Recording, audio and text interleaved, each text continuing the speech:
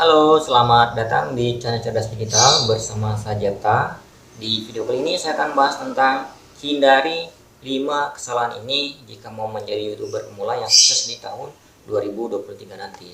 Namun sebelum saya membahas, buat yang baru pertama kali mampir di channel ini, jangan lupa dukung, tekan tombol subscribe, like, dan komennya supaya channel ini terus berkembang dan saya terus semangat membuat konten-konten yang bermanfaat terkhususnya untuk para YouTuber pemula.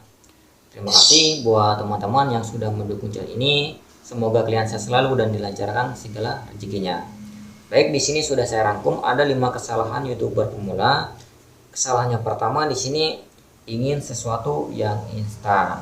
Nah, buat yang baru pertama kali terjun di dunia per-YouTubean, tentu di sini teman-teman itu butuh kesabaran.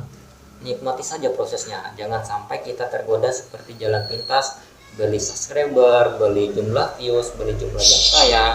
Nah, itu teman-teman harus hindari, jangan sampai pemikirannya itu yang instan-instan saja. Takutnya nanti misalnya teman-teman melakukan jalan pintas beli subscriber, takutnya nanti pihak YouTube mendeteksi. Nah, takutnya juga nanti channel YouTube yang teman-teman sudah buat ini takutnya nanti di banned, takutnya nanti dihapus atau diblokir oleh pihak YouTube. Kemudian jika kita ingin sukses di dunia per-YouTubean, kita harus tekun, perlu ketekunan, perlu keuletan. Kita perlu banyak mengembangkan pengetahuan kita, pengembangan diri, perlu banyak skill, perlu banyak belajar dari YouTuber-YouTuber yang sudah sukses.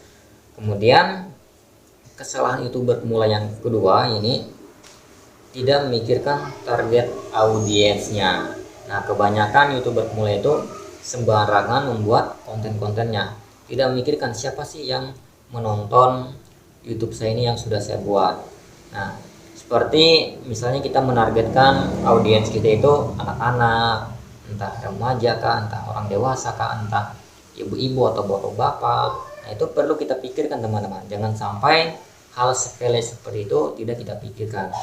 Kemudian mengerti kebutuhan dan selera target penonton. Misalnya mereka, teman-teman pikirkan misalnya mau membuat videonya itu tentang resep masak-masak. Nah, tentu target audiensnya itu pasti ibu-ibu atau bapak-bapak yang memang bisa mengerti bagaimana sih cara membuat resep masakan. Nah, itu teman-teman harus pikirkan. Kemudian yang ketiga di sini kesalahannya tidak punya content planning. Nah, sebagai YouTuber pemula, jika ingin sukses di dunia per-YouTubean, tentu kita perlu rencana pengembangan konten. Tujuan akhir ataupun harapan akhir di balik konten yang sudah kita buat itu untuk siapa sih gitu. Target akhirnya entah misalnya kita buat resep masakan itu banyak yang like, banyak yang nonton atau banyak yang subscribe. Nah, itu harus kita pikirkan juga. Kita harus punya perencanaan, teman-teman.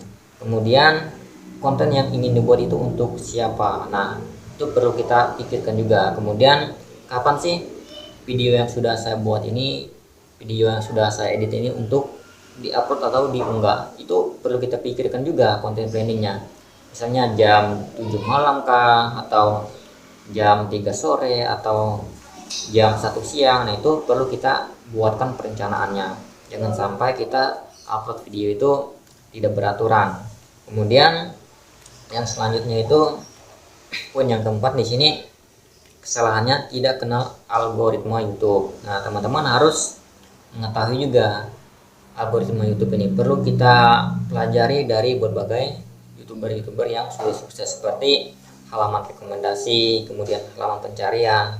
Apakah teman-teman saat mengupload videonya itu muncul itu kan di halaman rekomendasi, apakah muncul di halaman pencarian?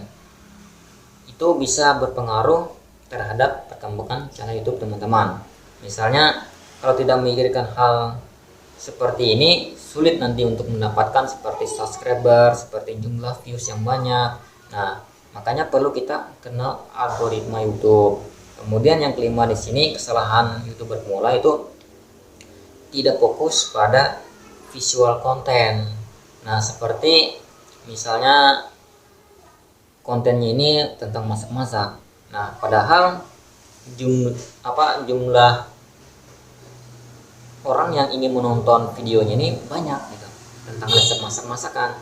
Tapi visual kontennya ini seperti penerangannya, seperti pencahayaannya itu kurang bagus untuk dilihat, maka para penonton pun akan kurang tertarik, para pelanggan YouTube pun kurang tertarik untuk melihat channel YouTube teman-teman yang sudah dibuat videonya. Nah, apakah mereka merasa nyaman gitu kan melihat visual konten teman-teman ini? Apakah kualitas videonya bagus atau pencahayaannya bagus tadi yang saya bilang?